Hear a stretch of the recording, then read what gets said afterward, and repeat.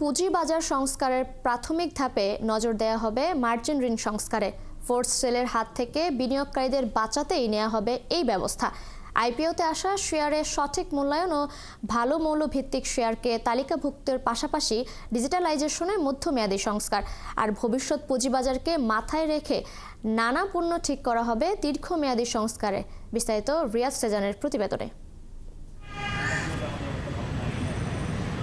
প্রায় 17টি কার্যপরিধি নির্ধারণ করে পুঁজিবাজার সংস্কারে 5 সদস্যের টাস্কফোর্স গঠন করেছে বিএসইসি, যারা দায়িত্বশীল ব্যক্তিবর্গের সাথে আলাদা আলাদা ফোকাস গ্রুপ তৈরি করে গ্রহণ করবে সংস্কার পরিকল্পনা।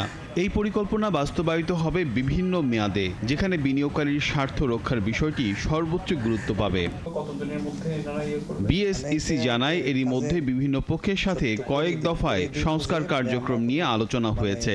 সময় নির্ধারণ করে দেন, এই যৌক্তিক সময়ে তারা এই টাস্কফোর্স তাদের এই রিকমেন্ডেশনগুলো কমিশনে সাবমিট করবে।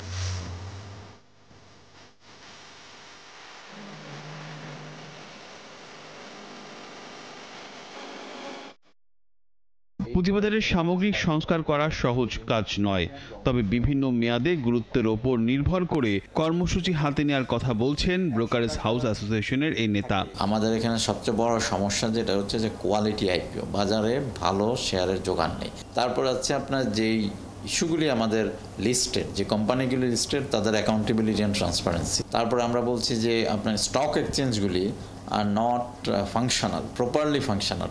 মেয়াদভিত্তিক সংস্কার কর্মসূচির কথা ভাবছেন পুঁজিবাজার সংস্কারের জন্য গঠিত টাস্কফোর্সের সদস্য। তিনি জানান, প্রাথমিক গুরুত্ব দেওয়া হবে মার্জিন ঋণ সংস্কারকে। মার্জিন ঋণ দেওয়ার আগেই যদি ব্যাংক ঋণ যেভাবে দেওয়ার ক্ষেত্রে একটা অ্যাসেস করা হয়, পুঁজিবাজারেও যদি এই ধরনের একটা ব্যবস্থা করা হয়, তাহলে কিন্তু ক্ষতির যে প্রাথমিক ধাক্কাটা, সেটা কিন্তু তারা সামলে উঠতে পারে। একটা শেয়ার যৌক্তিক দাম কি হবে, আইপিও ফেজের আউটপুট থেকে সেই বিষয়টাকে আমরা নিয়ে আসবো। মিউচুয়াল ফান্ডের গভর্নেন্সগুলো নিয়ে আমরা কাজ করব। মিউচুয়াল ফান্ড ধরেন, তাদের পোর্টফোলিওতে প্রচুর নন লিস্টেড আইটেম তারা ঢুকিয়েছে, তারা যার মতো করে কোনো গুড গভর্নেন্স ছিল না। আমরা একটা ইন্টিগ্রেটেড সফটওয়্যার নিয়ে চিন্তা করব, সিডিবিএল এর সাথে অ্যালাইড থাকবে।